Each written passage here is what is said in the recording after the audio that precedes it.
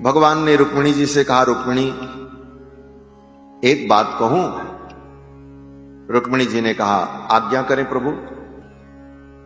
भगवान ने कहा, रुक्मिणी तुमने मेरा वर्ण क्यों किया? आज तक मैं समझ नहीं पाया। क्या देखा तुमने मेरे अंदर? तुमको चाहने वाले बड़े बड़े राजा थे, मैं तो कहीं का राजा भी नहीं। मैं तो द्वारिका का एक छड़ीदार हूं। यहां के राजा तो महाराज उग्रसेन, मैं तो उनका छड़ीदार हूं।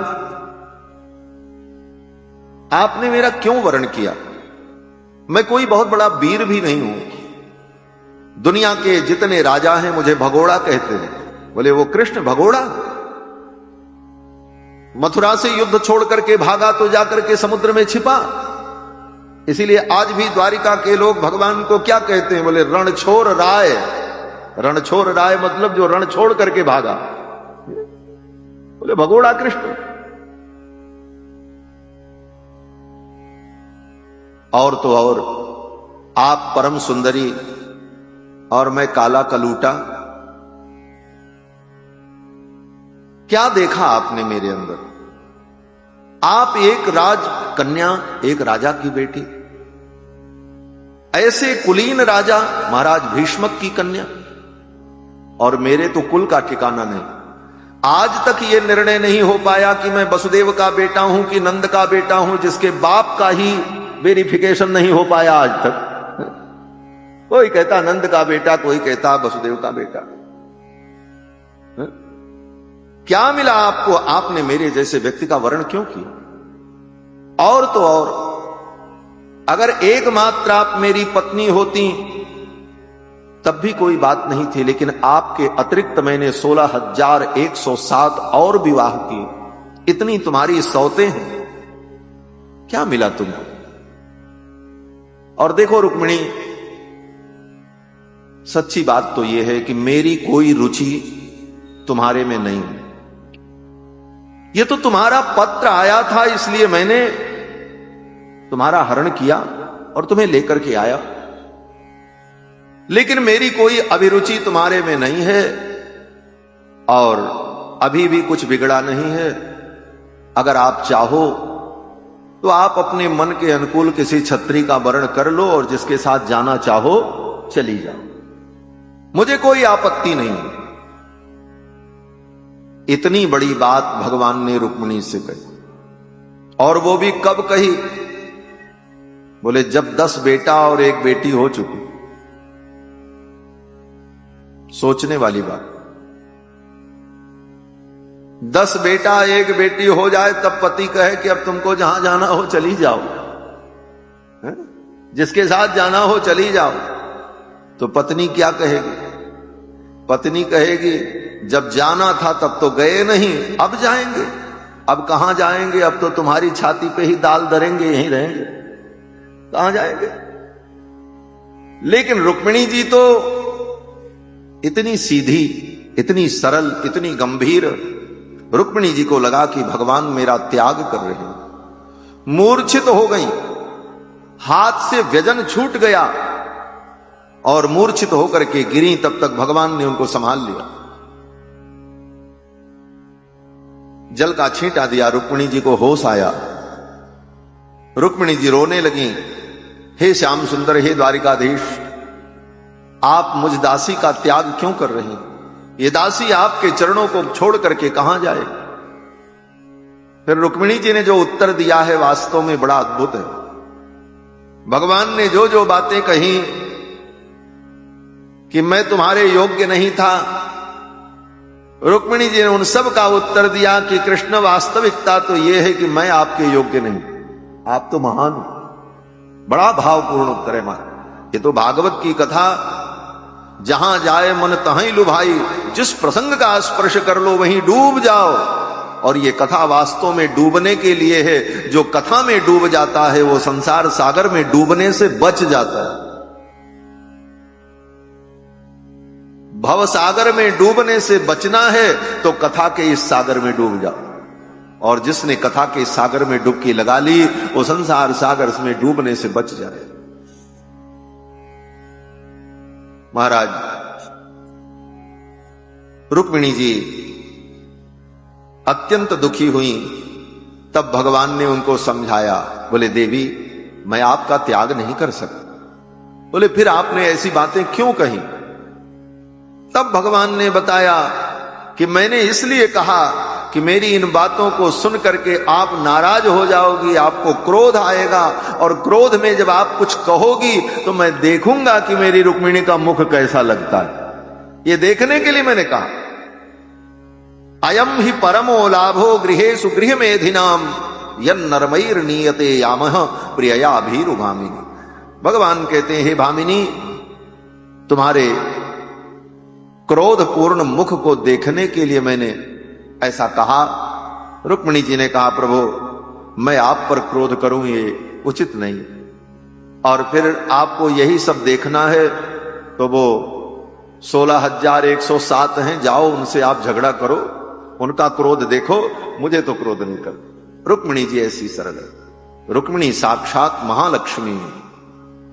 राघवत्वे भवत सीता रुक्मिणी कृष्ण जन्मनि। रामावतार में महालक्ष्मी सीता के रूप में और कृष्णावतार में महालक्ष्मी रुक्मिणी के रूप। राघवत्वे भवत सीता रुक्मिणी कृष्ण जन्मनि। और रुक्मिणी जी का जहां अवतार हुआ, त्रेता में श्री जानकी जी का अवतार जनकपुर में, और द्वापर में रुक्मिणी जी का जो अवतार हुआ महाराष्ट्र में अमरावती जनपद में कुंडिनपुर गांव है। आज से लगभग 5 वर्ष पूर्व वहां पर श्रीमद् भागवत की कथा करने में गया था, तो कुंडिनपुर भगवती रुक्मिणी की उस प्राकट्य स्थली का हम सभी लोगों ने दर्शन किया। तो इस प्रकार से भगवान के विविध चरित्र का वर्णन सुखदेव जी ने किया है। भगवान के जो पुत्र पौत्र हुए, बड़ा लंबा परिवार भगवान का। 16,108 पत्नी से 10-10 पुत्र, एक एक बेटियां, फिर उन एक एक पुत्रों के 10-10 पुत्र और एक एक बेटियां, इतने नाती पोता, और इन नाती पोता को सबको पढ़ाने के लिए, शिक्षित करने के लिए, संस्कारवान बनाने के लिए जो अध्यापकों की नियुक्ति की गई थी द्वारिका में, उन अध्यापकों की संख्या कितनी थी? सुखदेव भगवान कहते हैं 3,188,000 अध्यापक। 3,188,000 अध्यापक विविध विषयों के, व्याकरण, न्याय, मीमांसा, वेद, गणित, भूगोल, धनुर्विद्या, अनेक प्रकार के विषयों के पारंगत इतने विद्वान भगवान के पुत्र पौत्रों को संस्कारवान बनाने के लिए नियुक्त किए। कृष्ण की लीला बड़ी अद्भुत। इसके बाद और भी अनेक चरित्र हैं। भगवान के पौत्र का विवाह, भगवान के पुत्र प्रद्युम्न, प्रद्युम्न के पुत्र हुए अनिरुद्ध। अनिरुद्ध का विवाह बाणासुर की बेटी के साथ हुआ था। बाणासुर की बेटी ऊषा ने भगवान के पौत्र अनिरुद्ध को अपने महल में मंगवा लिया। उसकी सखी थी, उसका नाम चित्रलेखा था, बहुत बड़ी योगिनी थी। उसने भगवान के पौत्र को उनके बिस्तर उस्तर के सहित उठा करके ले जाकर के उषा के महल में रख दिया। उषा के पिता बाणासुर को जब पता चला तो बाणासुर ने औचक निरीक्षण किया, भगवान के पौत्र को बंदी बना लिया। 4 महीना भगवान के पौत्र अनिरुद्ध बाणासुर के कारागार में बंद रहे। बाद में नारद जी ने आकर के बताया, आपका पोता वहां बंद है और कोई वीर अभी तक उसे छुड़ाने नहीं गया। ये द्वारिका के यदुवंशी अपने को सबसे बड़ा वीर कहते हैं, और आपका पौत्र 4 महीने से कारागार में बंद है। तब भगवान को पता चला। अब इतना बड़ा परिवार था, भगवान को कहां पता चले कौन नाती पोता किधर है, क्या कर रहा है, लाखों करोड़ों की संख्या थी। तब भगवान ने कहा ठीक है चलते हैं। फिर भगवान पहुंचे, जाकर के बाणासुर से युद्ध किया। बाणासुर से भगवान का जो युद्ध हुआ, ये युद्ध बड़ा विलक्षण है। इस युद्ध में बाणासुर के तरफ से भगवान शंकर, भगवान गणपति, भगवती दुर्गा, भगवान कार्तिकेय, ये सब युद्ध करने के लिए। भगवान के ऊपर माहेश्वर ज्वर छोड़ दिया। भगवान शंकर ने। भगवान कृष्ण ने अपने वैष्णव ज्वर के द्वारा माहेश्वर ज्वर का समन किया। फिर भगवान ने तलवार निकाली, नंदक खड्ग। भगवान की जो तलवार है उसका नाम है नंदक। नंदक माने नंदयति, जो आनंद प्रदान करे। भगवान की तलवार भी आनंद देती है। भगवान स्वयं आनंद सिंधु हैं, इसलिए उनके शस्त्र भी आनंद प्रद ही हैं। और वास्तविक आनंद क्या है? बोले वास्तविक आनंद भगवान है, और भगवान की जो प्राप्ति करा दे वो आनंद देने वाला ही तो हुआ। तो भगवान के आयुध से जो व्यक्ति स्पर्श प्राप्त कर लेता है उसे भगवान मिल जाते हैं, इसलिए सब आनंदमय है। इसीलिए वैष्णव दीक्षा में भुजाओं में शंख चक्र के चिन्ह दिए जाते हैं। प्रतप्त शंख चक्र के चिन्ह, पवित्रम ते विततम ब्रह्मणस्पते प्रभुर्गात्राणि पर्येष विश्वतः, ये वेद मंत्र पढ़कर शंख चक्र का चिन्ह दीक्षा देते समय भुजाओं में अंकित किया जाता है, क्योंकि भगवान के आयुध का स्पर्श होने पर वह उस परमानंद को प्राप्त करने का अधिकारी हो जाता है। तो भगवान के खड्ग का नाम नंदक। नंदक खड्ग भगवान ने निकाला और बाणासुर की भुजाओं को काटना शुरू कर दी। उसकी 1000 भुजाएं थी, 996 भुजाओं को भगवान ने काट डाला। भगवान शंकर आ गए। भगवान शंकर ने कहा, प्रभु मैं आपसे भिक्षा मांगता हूं। बोले क्या भिक्षा चाहते हैं? भगवान शंकर ने कहा, इस बाणासुर को जीवन दान देने का मैंने वरदान दिया है, इसके जीवन की रक्षा का मैंने वरदान दिया है। आप इसे मार दोगे तो मेरा वरदान व्यर्थ हो जाएगा। भगवान कृष्ण ने कहा, भोलेनाथ आप चिंता मत करो, मैं इसे मारूंगा नहीं, इसकी भुजाओं को काट करके इसके भार को समाप्त करूंगा। और इसको मैं वैसे भी नहीं मारूंगा, क्योंकि इसके परबाबा को मैंने वचन दिया था कि तुम्हारे वंश में उत्पन्न होने वाले किसी भी व्यक्ति का मैं वध नहीं करूंगा। कौन थे इसके परबाबा? बोले बाणासुर के पिता महाराज बलि, बलि के पिता महाराज विरोचन, और विरोचन के पिता महाराज प्रहलाद, जिनके लिए नरसिंह भगवान प्रकट हुए। उस समय नरसिंह भगवान ने प्रहलाद को वचन दिया था कि तुम्हारे वंश में उत्पन्न होने वाले किसी भी व्यक्ति का मैं कभी वध नहीं करूं। तो भगवान कृष्ण ने कहा, मैंने नरसिंहावतार में इसके प्रपितामह को वचन दिया था, इसलिए मैं इसका वध नहीं करूंगा, लेकिन इसकी भुजाएं काट करके इसके भार को समाप्त करूंगा। भगवान ने बाणासुर की 996 भुजाओं को काट डाला। फिर तो बाणासुर भगवान की शरणागति कर लेता है, और उसने अपनी बेटी उषा को विदा कर दिया। उषा को अपने पौत्र अनिरुद्ध को लेकर के आए। इस प्रकार भगवान के पौत्र का विवाह हुआ। भगवान ने अपने पुत्रों को शिक्षा दी है, हे पुत्रों, जीवन में कभी ब्राह्मण के धन का हरण मत करना। स्वदत्ताम परदत्ताम वा ब्रह्मवृत्तिम हरेच्चयः 60 वर्ष सहस्राणि विष्टायाम जायते कृमि। ब्राह्मण के धन का कभी हरण मत करना, ब्राह्मणों का सदा सम्मान करना। ब्राह्मण तुम्हें शाप भी दे दें तो उन्हें प्रणाम कर लेना। घ्रंतम बहुशपंतम वा नमस्कुरुत नित्यस, उनको नमस्कार ही करना। ऐसी उत्तम शिक्षा भगवान ने अपने पुत्रों को दी है। आगे वर्णन आता है, बलराम जी एक दिन गोकुल गए। द्वारिका में रहते हुए भगवान बलराम को एक दिन इच्छा हुई कि चलें वृंदावन। बलराम जी वृंदावन आए और जमुना में उन्होंने क्रीड़ा की, और वृंदावन में बलराम जी कई महीनों तक रहे। इसी समय बलराम जी ने द्विविध नाम के बानर का वध किया। उसी समय बलराम जी उधर गए थे वृंदावन, और इधर कारूस देश का राजा पौंड्रक अपने को भगवान कहता था। ये कारूस देश काशी के बगल में, बनारस के बगल में छोटा सा राज्य था। वहां का राजा पौंड्रक अपने को भगवान कहता था, मैं भगवान।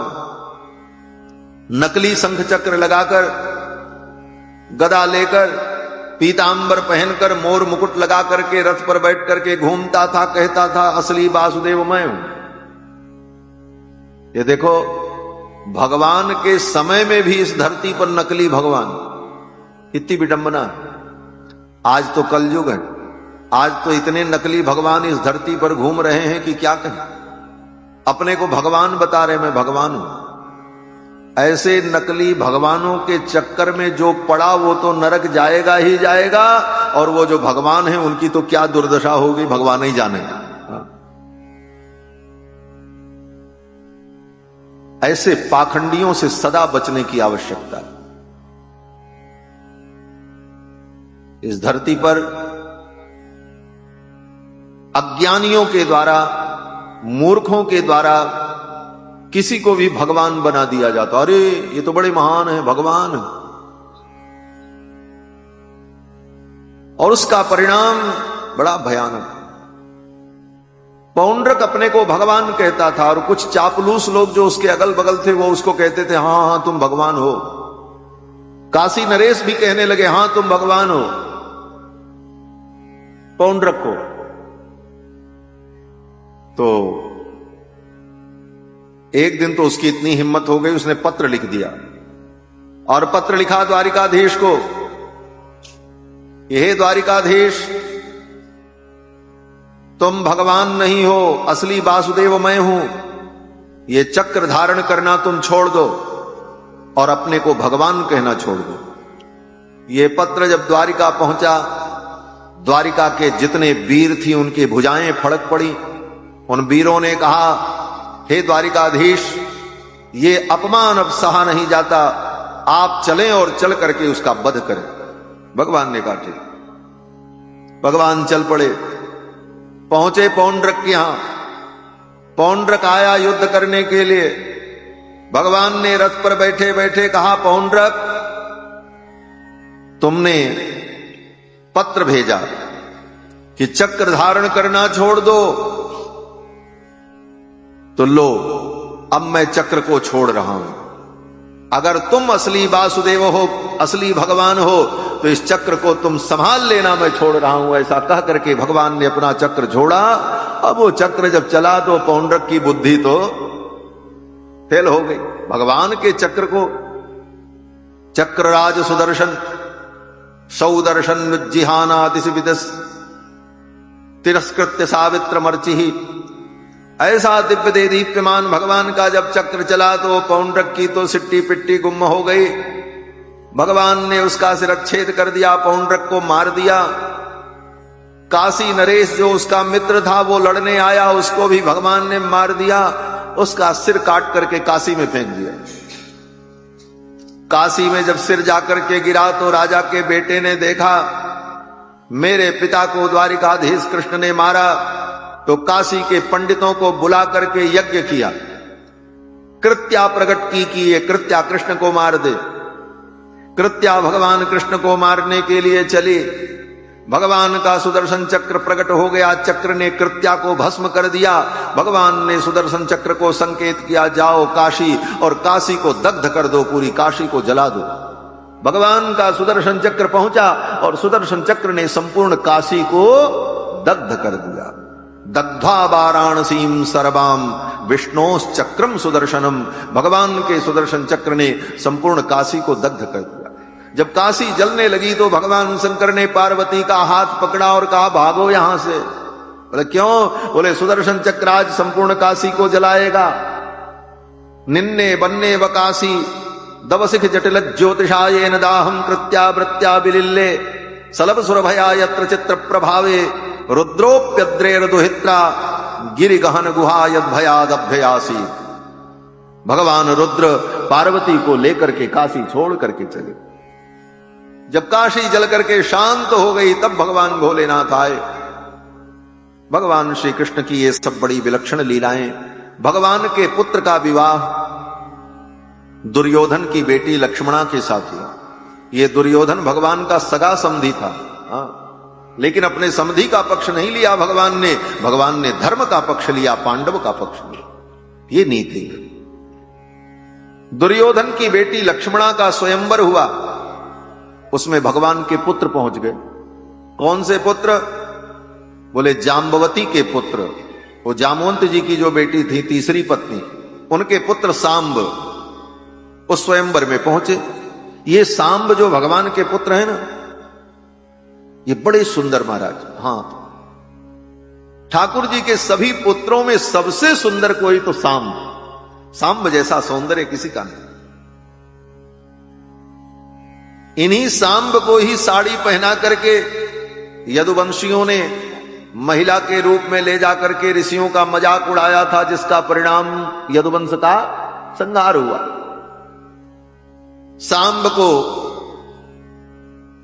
सांब पहुंच गए स्वयंवर में। दुर्योधन की बेटी लक्ष्मणा ने देखा, गले में वरमाला डाल दी। दुर्योधन ने विरोध किया, कृष्ण के पुत्र के साथ मैं अपनी बेटी का विवाह नहीं करूं, यह स्वयंवर नहीं माना जाए। सांब पीछे कैसे हटते? द्वारिकाधीश के पुत्र, जैसा बाप होगा वैसे नहीं बेटा होगा। जब बाप सब जगह लड़ करके ब्याह करके लाए हैं तो बेटा भी वही करे। सांब ने कहा कुछ नहीं, लक्ष्मणा ने मेरा वर्ण किया है, मैं ले जाऊंगा। दुर्योधन ने कहा इसकी इतनी औकात, बंदी बना लो इसे। सिपाहियों ने पकड़ लिया महाराज, सैनिकों ने सांब को कारागार में डाल दिया। द्वारिका में किसी को पता नहीं। नारद जी पहुंचे, नारद जी ने जाकर के भगवान को बताया। भगवान ने सोचा अब क्या करें, अब अपने बेटे को छुड़ाने जाएं तो दुर्योधन से लड़ाई होगी तो हमारे घर में लड़ाई शुरू हो जाएगी। किससे? बोले बड़े भैया से, बलराम जी से, क्योंकि बलराम जी का चेला है दुर्योधन। बलराम जी ने दुर्योधन को गदा युद्ध सिखाया। बलराम जी दुर्योधन को बहुत प्यार करते हैं, बहुत मानते। भगवान ने सोचा तो घर में ही लड़ाई हो जाएगी। तब भगवान ने बलराम जी को आगे किया और बलराम जी को भेजा, आप जाओ भतीजे को छुड़ा करके ले आओ। तब बलराम जी गए, जाकर के दुर्योधन से कहा कि मेरे भतीजे को और बहू को आदर पूर्वक विदा कर दो। दुर्योधन के पास जब सूचना गई तो दुर्योधन ने अपनी भरी सभा में जो कहा, जो सेवक संदेश लेकर के गया, उस सेवक से दुर्योधन ने कहा जाओ जाकर के कह दो हम कौरव वंश के क्षत्रिय हैं, मेरे सामने यदुवंश के क्षत्रियों का कोई महत्व नहीं। और आज मेरा आश्रय पाकर के जिनको ये गौरव प्राप्त हुआ यदुवंशियों को, आज उनकी इतनी औकात हो गई कि वो मेरे सिर चढ़ रहे हैं। दुर्योधन ने कहा जूतियों की ये औकात की जूतियां सिर पर चढ़ना चाहती हैं। बड़ी सभा में दुर्योधन ने ऐसे ही कहा। सेवक ने आकर के यथावत बलराम जी को बता दिया। आप तो बलराम जी को क्रोध आ गया। बलराम जी ने कहा कि ऐसी बात, ये यदुवंशी जूतियां हैं तो अब ये जूतियां तेरे सिर पर ही पड़े। बलराम जी ने कहा कुछ नहीं, अब समझौता नहीं, अब तो रण होगा, संग्राम महाभीषण होगा। बलराम जी जाकर के गंगा के किनारे हस्तिनापुर के पास खड़े हुए। हस्तिनापुर नगर गंगा के किनारे बसा हुआ। बलराम जी ने अपना हल उठाया और हल को एक कोने पर हस्तिनापुर के लगाया और कहा आज ही संपूर्ण हस्तिनापुरी को खोद करके मैं गंगा में फेंक दूंगा। आज दुर्योधन के राज्य का अस्तित्व समाप्त हो गया। बलराम जी ने ज्यों ही हल की नोक लगाई, थोड़ा सा खींचा, बड़े बड़े शिखर टूट टूट करके गिरने लगे। धड़ाम धड़ाम भूकंप आ गए। दुर्योधन को पता चला, दौड़ता हुआ आया, चरणों में गिर पड़ा। बोले महाराज काहे चेले का सर्वनाश करना चाहते हैं? बलराम जी ने कहा जब चेला इतना उद्दंड हो जाए कि गुरु के घर में ही आग लगा दे तो फिर ऐसे चेले का नाश कर देना चाहिए। दुर्योधन चरणों में गिर पड़ा। बोले महाराज क्षमा कर दो। बोले एक शर्त पर क्षमा होगी, सांब को और लक्ष्मणा को आदर पूर्वक विदा करो। दुर्योधन ने कहा ठीक, विदा कर दिया। सांब दुर्योधन की बेटी लक्ष्मणा को लेकर के आए। इस प्रकार भगवान के पुत्र का विवाह हुआ। बहुत सारी कथाएं हैं, आगे भगवान ने द्वारिकापुरी में रहते हुए सुदामा नाम के ब्राह्मण के ऊपर कृपा की। ये सुदामा की कथा बड़ी प्रसिद्ध है। इनका नाम सुदामा ही था, ये भागवत में नहीं लिखा। लोग पूछते हैं कि सुदामा के माता पिता का क्या नाम था? बोले भागवत में तो सुदामा ही का नाम नहीं है, तो माता पिता का नाम कहां से बताएगा?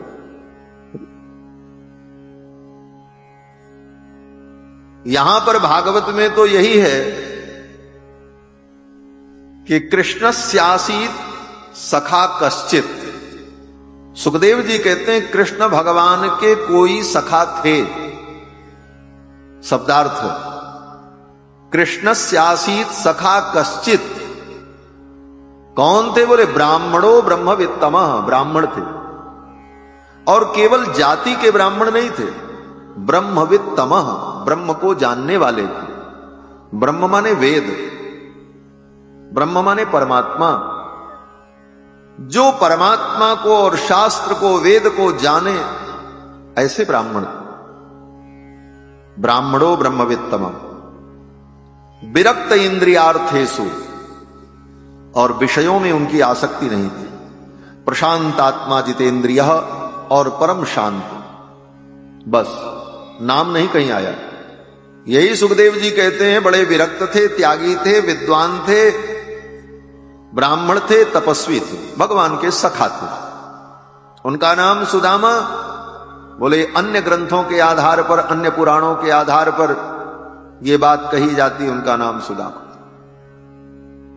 ये सुदामा जी महाराज भगवान के परम भक्त। इनकी भार्या ने, इनकी पत्नी ने कहा द्वारिकाधीश आपके मित्र हैं, चले जाओ, हमारी विपन्नता दूर हो जाएगी। सुदामा जी को तो किसी वस्तु की आवश्यकता थी नहीं, वो तो परम विरक्त थे। लेकिन पत्नी के कहने पर, बार बार कहने पर भगवान के पास द्वारिकापुरी सुदामा जी जाते। चलते चलते सुदामा जी ने कहा खाली हाथ कैसे जाऊं, मित्र के घर खाली हाथ नहीं जाना चाहिए। सुदामा जी की पत्नी ने पड़ोस से 4 मुट्ठी चावल मांगा और एक कपड़े में बांध कर दे दिया। याचित्वा चतुरो मुष्टीन। घर में इतना अन्न नहीं था कि लेकर के द्वारिकाधीश के पास जाते। वो उपहार ले के लिए भी पड़ोस से मांगना पड़ा, इतनी विपन्नता थी। 4 मुट्ठी चावल लेकर के सुदामा जी चले, द्वारिका पहुंचे।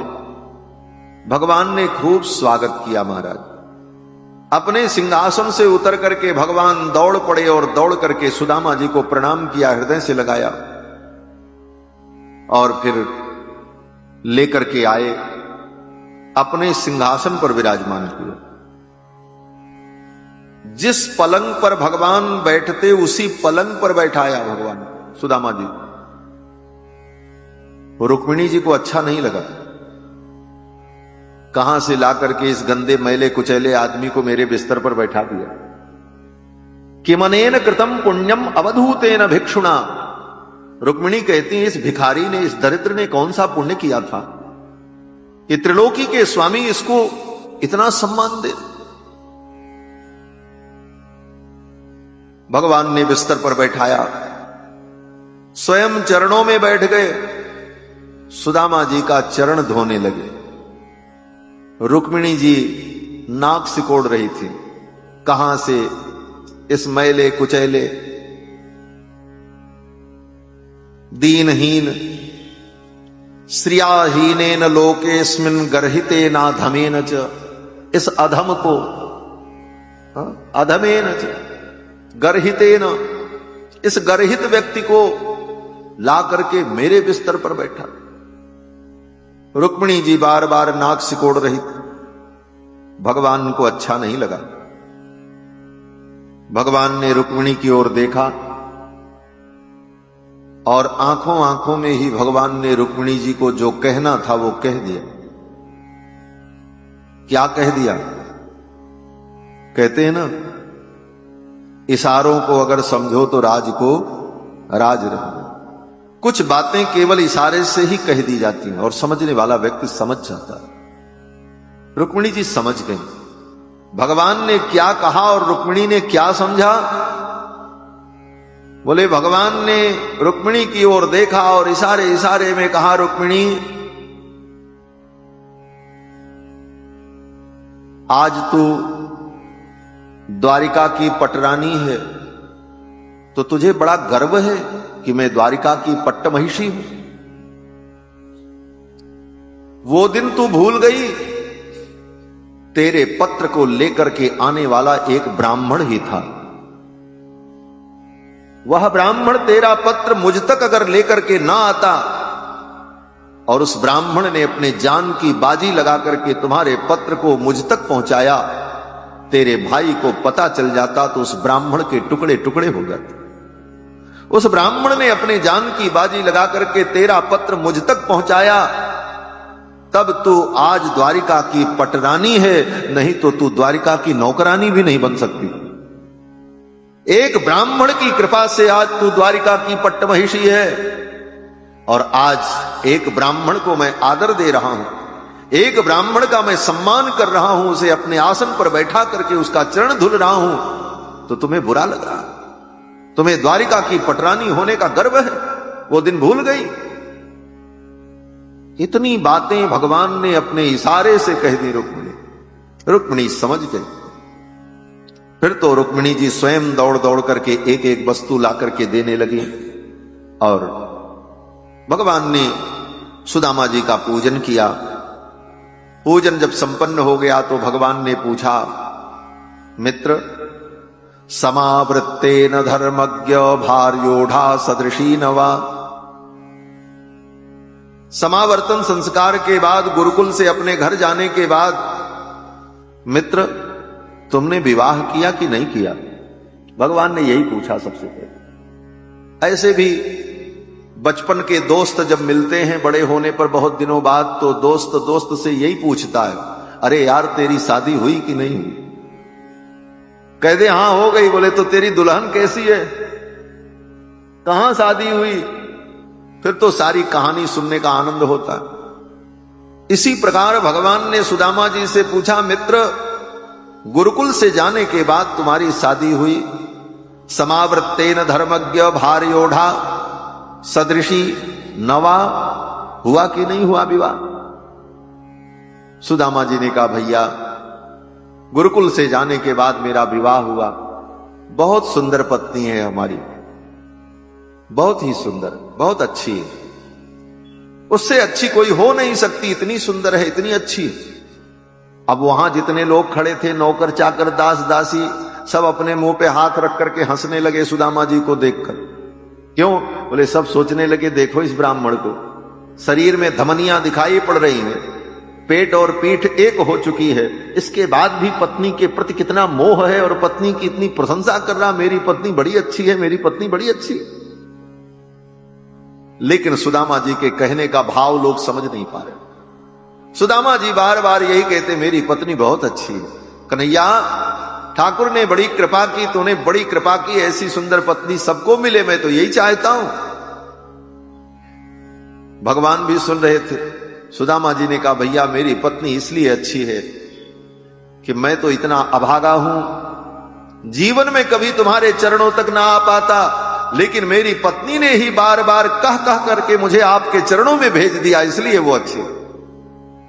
पत्नी तो वही अच्छी है, पत्नी तो वही अच्छी है जो अपने पति को जैसे कैसे तैसे समझा करके ठाकुर के चरणों में लगा दे, वही पत्नी सबसे अच्छी पत्नी। वो धर्म पत्नी है, क्योंकि अपने पति को धर्म में लगा दिया, धर्म स्वरूप परमात्मा के चरणों में पहुंचा दिया। सुदामा जी कहते, मेरी पत्नी बहुत अच्छी। अब तो सबके मुंह बंद हो गए महाराज, जो हंस रहे थे वो सब मौन हो गए। भगवान ने कहा, भैया तब तो मेरी भाभी ने मेरे लिए कुछ जरूर भेजा होगा। अब सुदामा जी वो गठरी छिपाने लगे, ये 4 मुट्ठी चावल इन द्वारिकाधीश को मैं क्या दूं? भगवान ने देख लिया और भगवान ने वो गठरी छीन ली सुदामा जी अपनी तरफ खींच रहे थे, भगवान अपनी तरफ, इसी खींचातानी में वो गठरी फट गई। वो 4 मुट्ठी चावल वहीं फर्श पर बिखर गए। वो 4 मुट्ठी चावल जब फर्श पर बिखर गया तो भगवान उस फर्श पर टूट पड़े, लेट गए उस चावल पर। और गोविंद कृष्ण ने अपने दोनों हाथों से उस चावल को बटोरा, उसकी कूरी लगाई, ढेरी लगाई, और 1 मुट्ठी चावल उठाया, मुख में रखा और चबा चबा करके उस चावल को भगवान खाने लगे। 1 मुट्ठी खाई, दूसरी मुट्ठी खाने चले, तब तक रुक्मिणी ने आकर के भगवान का हाथ पकड़ लिया। अक्सर लोग कहते हैं कि भगवान ने 1 मुट्ठी खाई, सुदामा जी को 1 लोक दे दिया, दूसरी मुट्ठी खाई, दूसरा लोक दे दिया, तीसरी मुट्ठी खाने चले तो रुक्मिणी ने आकर के हाथ पकड़ लिया। लेकिन भागवत जी में जो लिखा है वो मैं आपको बताऊं। इति मुष्टिम सकृत जग्ध्वा, 1 मुट्ठी भगवान ने खाया। द्वितीयाम जग्धु मां दधे, दूसरी मुट्ठी भगवान खाने जा रहे थे। तावत श्री जगृहे हस्तम, तब तक श्री ने, रुक्मिणी ने भगवान का हाथ पकड़ लिया। तावत श्री जगृहे हस्तम तत्परा परमेष्ठिना। रुक्मिणी ने हाथ क्यों पकड़ा? बोले रुक्मिणी जी ने इसलिए हाथ पकड़ लिया, रुक्मिणी जी ने कहा एतावतालम विश्वात्मन सर्वसंपत् समृद्धये। हे नाथ, 1 मुट्ठी खा करके आपने अपना सब कुछ सुदामा को दे दिया। 1 लोक की बात छोड़ो, लोग कहते हैं 1 मुट्ठी खा करके 1 लोक दिया, 2 खा करके 2 लोक दिया। ऐसा नहीं है। 1 मुट्ठी खा करके ही भगवान ने अपना सब कुछ सुदामा को दे दिया। अब कुछ देने के लिए बचा ही नहीं है।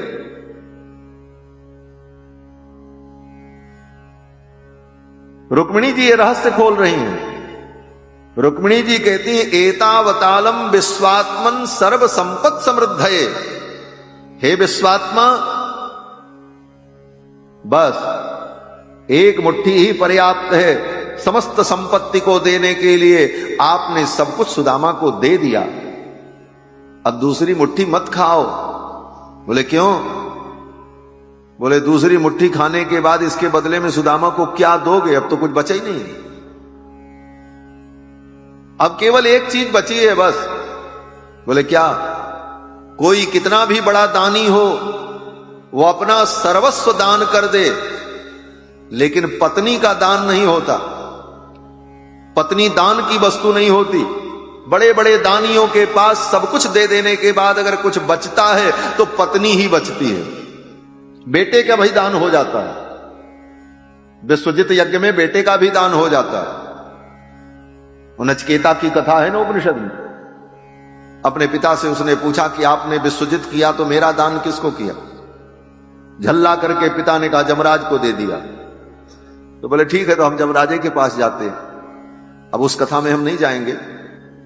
कहने का तात्पर्य कि सर्वस्व दान कर देने के बाद भी पत्नी का दान नहीं होता। पत्नी तो अर्धांगिनी है, धर्म पत्नी, उसी के साथ सारे दान यज्ञ धर्म करने। तो रुक्मिणी जी ने कहा कि आपने सब कुछ तो दे दिया, अब आपके पास कुछ नहीं बचा। अब आपके पास अगर कुछ बचा है तो मैं बची हूं। तो अगर ये दूसरी मुट्ठी खाओगे तो क्या दोगे इस ब्राह्मण को? मुझको भी क्या इसके साथ विदा कर देना चाहते हो? एतावतालम विश्वात्मन सर्व संपत् समृद्धये। इसलिए बस भगवान रुक गए।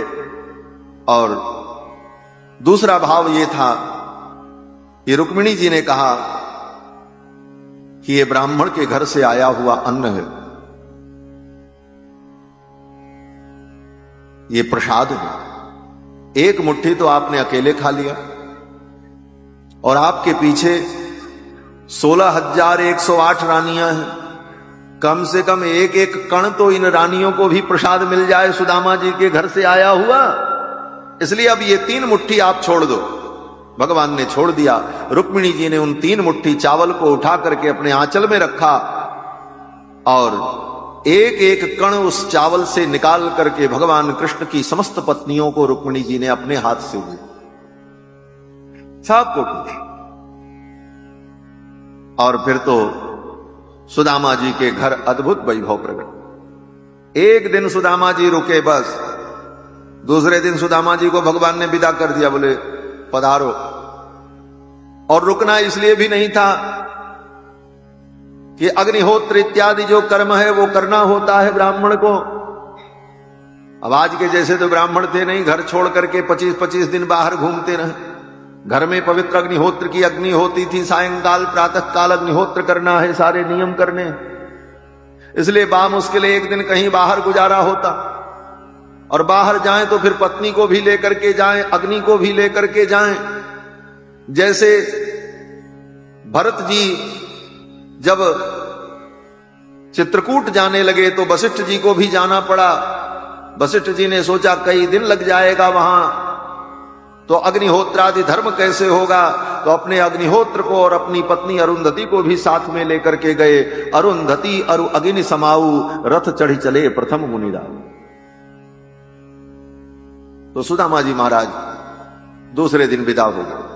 जब विदा हुए तो सुदामा जी को चलते समय भगवान ने एक फूटी कौड़ी भी नहीं दी, एक धोती भी नहीं दिया महाराज। हाँ, जो फटी धोती पहन करके आए थे वही धोती पहने सुदामा विदा हुए, कुछ नहीं दिया।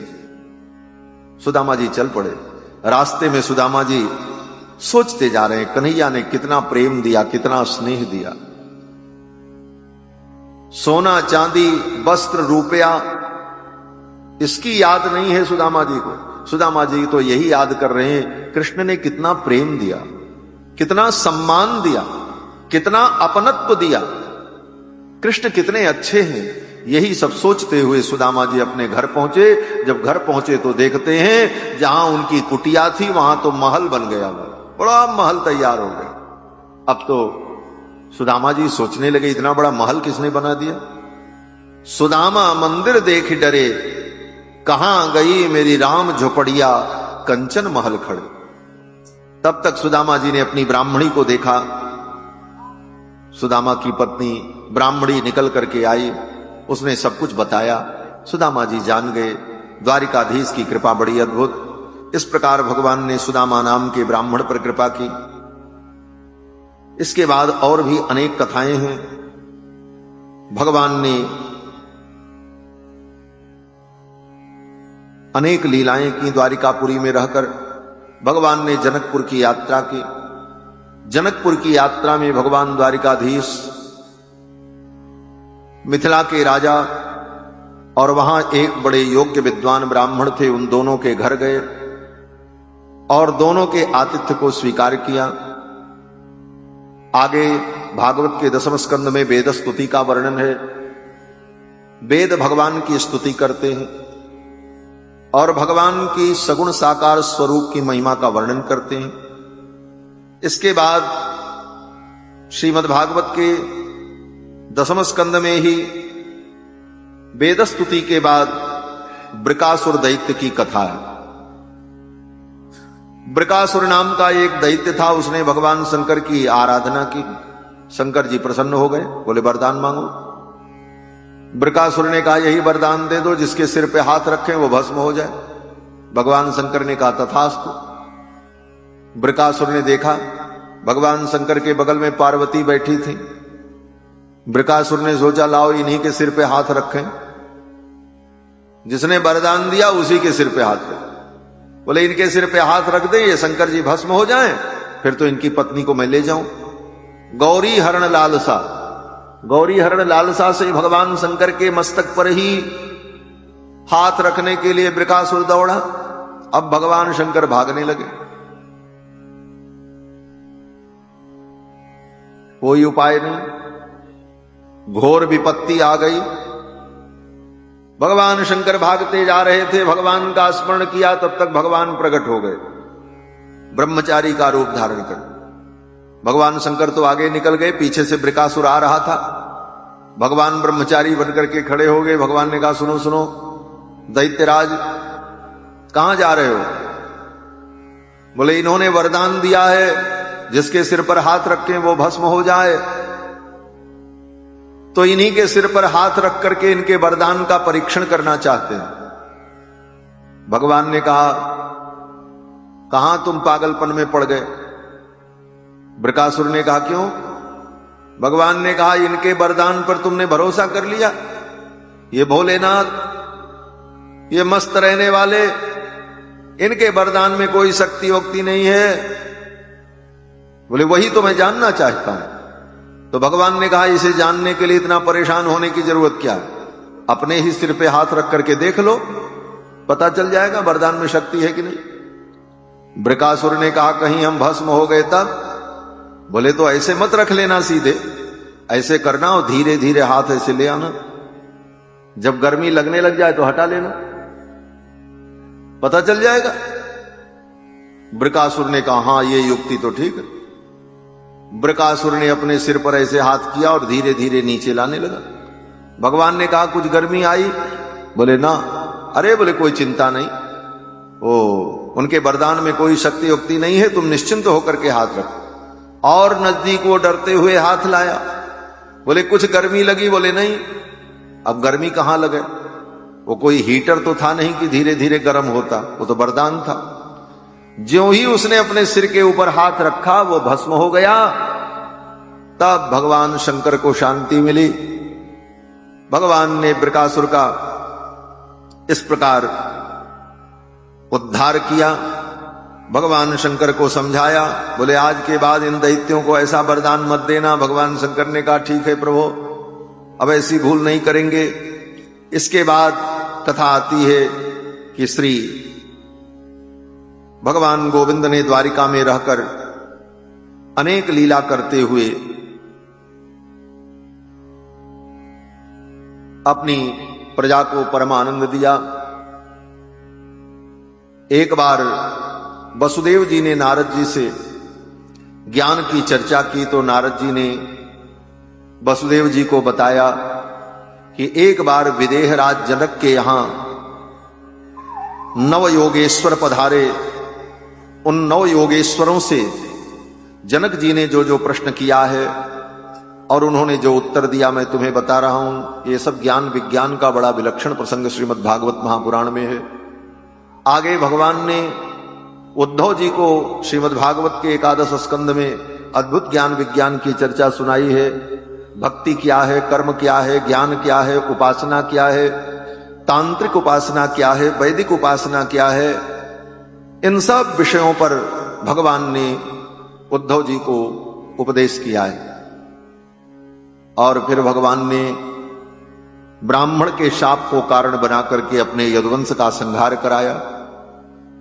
भगवान ने उद्धव जी से कहा, आप बद्रिकाश्रम चले जाएं और मेरे इस उपदेश का आप चिंतन करना और वहीं रह करके आप तप करें। उद्धव जी को भगवान ने विदा कर दिया और यदुवंशी आपस में लड़कर समुद्र के तट पर प्रभासक क्षेत्र में मृत्यु को प्राप्त हो गए। जरा नाम के व्याध के बाण को निमित्त बना करके भगवान ने अपनी लीला का संवरण किया।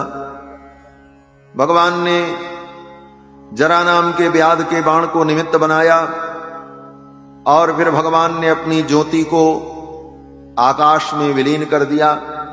भगवान का रथ, भगवान का सारथी सब आकाश में अंतरिक्ष में उड़ गए।